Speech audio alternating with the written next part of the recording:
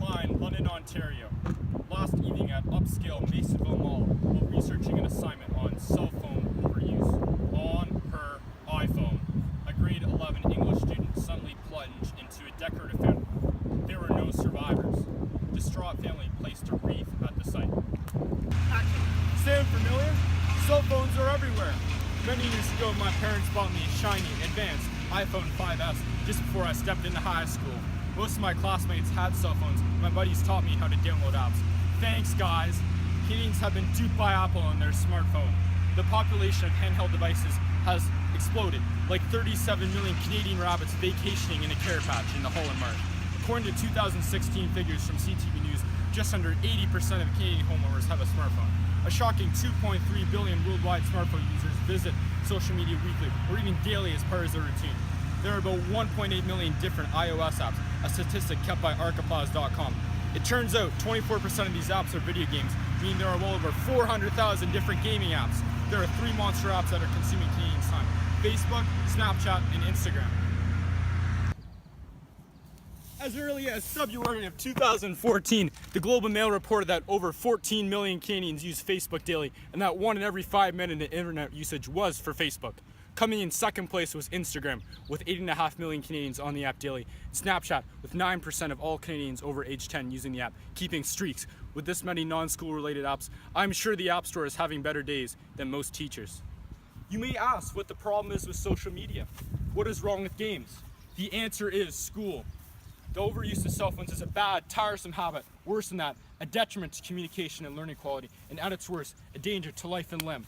I am sick of tired of hearing over and over that cell phones should be used in the classroom. Prove it. There are things called textbooks, and every teen that wastes their time on social media should be slapped by one.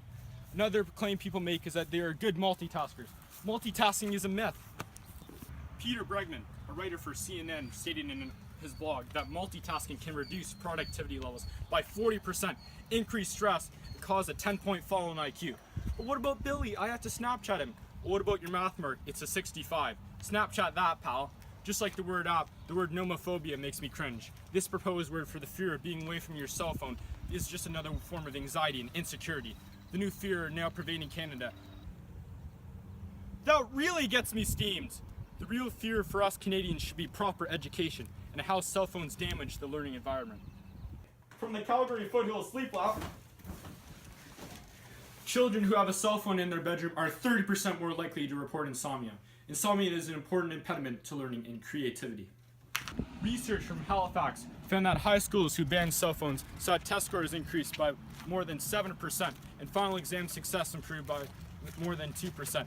If that is not enough, another study by Dr. Richard Murphy found that kids who had the most difficulty in school saw their marks increase up to 14% after cell phones were banned. With the 3 big social media monsters out there, shouldn't it be obvious how to stop our grades from plummeting and unglue their eyes from their phone? Now we need to be dead serious. Texting and driving kills. According to a study and report by Dr. Kelly Vogt at LHSC, distracted driving is now the #1 cause of driving fatalities in London and in Canada. If you really want to ruin your education, text, drive, and die. Dr. Vogt mentions how distracted driving is worse than drinking and driving because those distracted cannot make lazy second maneuvers to lessen the impact. Unlike alcohol, there are no blood tests for distracted driving, and no one admits. Police can confiscate and investigate the phone usage time according to the accident. Dr. Vogt also believes that distracted driving has contributed to the recent increase in trauma parents see. Want to meet Jesus soon? Keep texting and driving, or turn away from the screen and be prepared for age 18. So, the data are clear. Want to sleep better? Check the cell phone in at the door. Want to be more creative? Ignore the apps. Want to learn and perform better at school? Cut cell phone overusage. Want to arrive alive? Drop in a drive.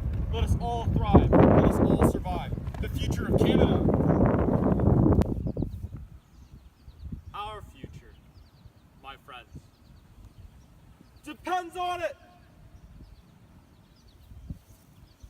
Almost no pussycats were harmed in the making of this film.